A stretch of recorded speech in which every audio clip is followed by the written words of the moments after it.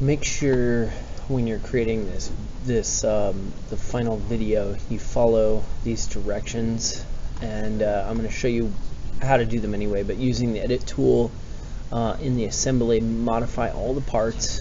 Make sure you modify all the parts, and I'll show you how to do that real quick. Put in your name on the block. Don't use a clear material for the block. This is very important because we're going to use something in the Inventor Studio to animate a fade, to make it fade. Okay, and then in the end you're going to turn in your video. So let's show you how to do this. So first things first, how to edit these parts.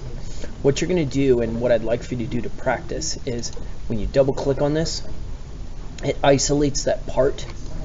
You want to make your changes here and then hit return, and it comes back to the assembly. And you'll see, I'm just going to go ahead and turn off this transparent now because I want you to see that this is the way we want to record our video. Okay, so what I want you to see is that on this part here, I left this. So when you make your changes, leave this here, because what we're going to do is we're going to take and go to constraints. We used joint before. This time we're going to use constrain, and we're going to use an angle constraint. The first solution here, boop, and then we're going to go from here to here. Okay, so that now locks it in place and it's not going to move. All right, so now what we're going to do is we're going to go to and this will be quick because it's pretty easy. We're going to go to environments and Inventor Studio, and we're just going to come over here. I'm going to choose the block. Okay, and here's my little angle. We're going to right click, animate constraints, and this little thing will pop up here. And what we want is we want to go from 0 degrees to 1000 degrees over, let's say, 5 or 6 seconds. Okay, and then when we hit play, you'll see that it should, oops, I gotta rewind it back. When you hit play, you should see this moving up and down and this rotating. You don't see much yet.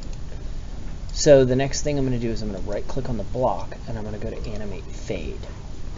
And then I'm going to fade it from, let's say, 100% to, like, I don't know. You can play with this as you move along, but I'm going to go to 75% over 3 seconds. So less time than it was moving. So when it starts, it's going to go like this, and it'll start to fade, and then it'll continue going, and it'll stop. Okay, and then that's it. And then what we're going to do is we're going to go to record. You can go to record down here, or you can render the animation. They're the same thing. And we want to set it to a high resolution so it looks good. You can change the lighting if you want to. You can do all kinds of different things, but make sure you set this. Since I did it 5 seconds, we're going to do 5 seconds. This is where you pick where you're going to save it.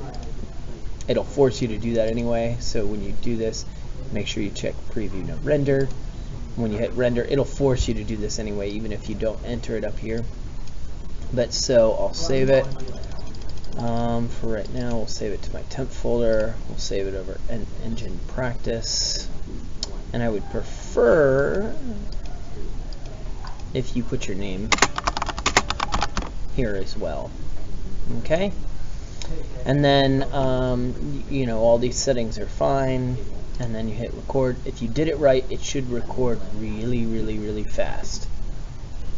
All right, and then that's it.